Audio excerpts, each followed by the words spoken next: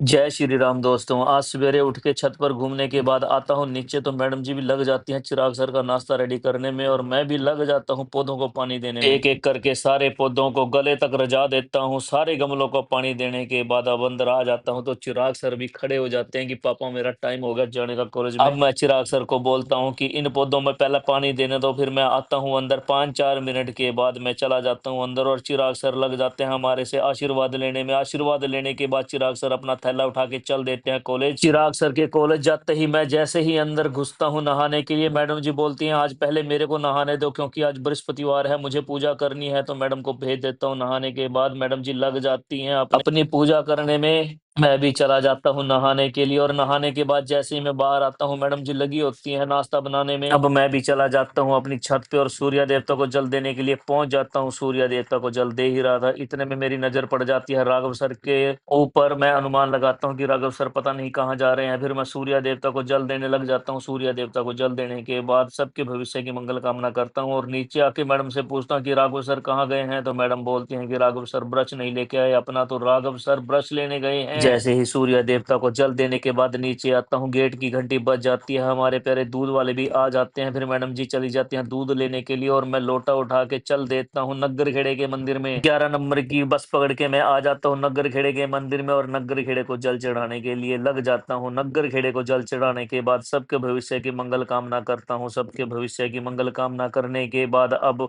People देवता को जल देता हूँ। पीपल देवता को जल देने के बाद अब चींटियों को आटा डाल देता हूँ। सारा धर्म का काम करने के बाद अब 11 नंबर की बस पकड़ कर आ जाता हूँ दोबारा घर और घर आकर घर के मंदिर में बैठ जाता हूँ जोत लगाने के लिए। जोत लगाने के बाद अब राम का नाम लेने बैठ जाता हूँ और आधा पौना घंटा बैठ के राम का नाम लेता हूँ। राम का नाम लेने के बाद अब बैठ जाता हूँ बाहर आकर और नाश्ता कर लेता हूँ। नाश्ता करने के बाद अब उठाकर बाइक की चाबी चल देता हूँ दुकान पे। तो देखता हूँ मैडम जी लगी हुई थी मेरे शॉर्ट्स देखने में। अगर आप किसी को भी मेरे शॉर्ट्स वीडियो देखने हैं, फनी वीडियो देखने हैं, तो वो यूट्यूब चैनल पर जाकर देख सकता है। मेरा यूट्यूब चैनल का नाम है @beyond_the_frame83। चैनल का लिंक मेरे इंस्टाग्राम और फेसबुक पेज पर भी उपलब्ध है। आप उस पेज पर जाकर भी मेरे लिंक को ओपन करके मुझे सब्सक्राइब कर सकते हो। 5-4 मिनट के बाद अब मैं पहुंच जाता हूं दुकान पे और दुकान पे जाके दुकान को खोल कर लग जाता हूं साफ सफाई करने में।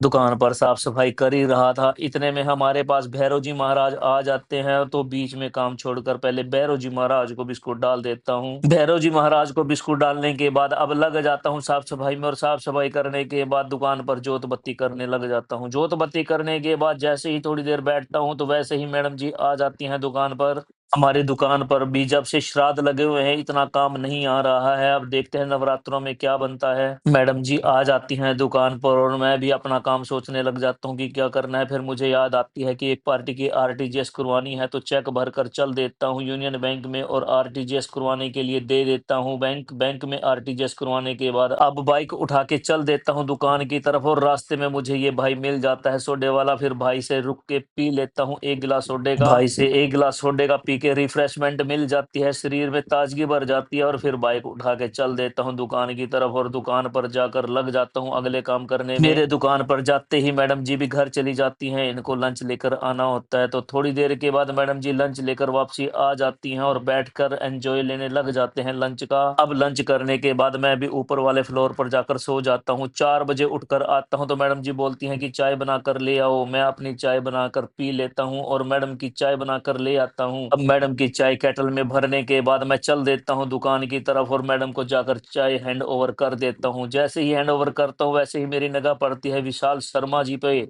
हमारे विशाल भाई एस्ट्रोलॉजर हैं। जब मैं दुकान पर पहुंचता हूं तब ये खाना खा रहे थे तो मैं उनको नहीं दिखा पाता। अब लंच करने के बाद विशाल सर को चाय डाल के दे देते हैं और मैडम जी भी लग जाती है अपनी चाय पीने में और चाय पीने के बाद हम बैठ जाते हैं गप्पे लड़ाने में। हम तीनों बैठ के गप्पे लड़ा ही रहे थे, इतने में सीए साहब का फोन आ जाता है कि मैडम की रिटर्न अभी भरनी बाकी है, आपने भरी नहीं, 1000 रुपए का जुर्माना लग गया है आपको। अब चला जाता हूँ सीए साहब के ऑफिस में और बैठ जाता हूँ रिटर्न भरने में। 1000 रुपए का जुर्माने के साथ आज मैडम की रिटर्न भी भर दी जाती है। रिटर्न भरते भरते रात के 8:15 बज गए थे। चला जाता हूँ दुकान पे, मैडम जी अकेली बैठी होती हैं। फिर दुकान दुकान बढ़ा के हम चल देते हैं एटीएम से पैसे निकलवाने। अब एटीएम से पैसे निकलवाने के बाद हम आ जाते हैं घर, और घर आकर देखता हूँ कि चिराग सर लगे हुए थे टीवी देखने में और राघव सर लगे हुए थे अपने लैपटॉप में फिल्म देखने। मैडम जी भी घर आते ही लग जाती हैं अपना डिनर रेडी करने में, और डिनर रेडी करने के बाद बैठकर डिनर का एंजॉय लेते हैं। अब डिनर कंप्लीट करने के बाद मैडम जी बोलती हैं कि मेरा शुगर टेस्ट कर लो, क्योंकि काफी दिन हो गए हैं मेरा शुगर टेस्ट नहीं किया। अब मैडम का शुगर टेस्ट करते हैं तो नॉर्मल आता है। मैडम ने दवाई भी कम कर रखी है, एक हफ्ते में पहले वो 7 दिन गोलियां लेती थी, लेकिन अब एक हफ्ते में 3 टैबलेट ले रही हैं। अब मैडम का शुगर टेस्ट करते हैं तो मैडम का शुगर नॉर्मल आता है। इसी के साथ आज का व्लॉग यहीं समाप्त करते हैं, सारे बहन भाइयों की मंगल कामना के साथ।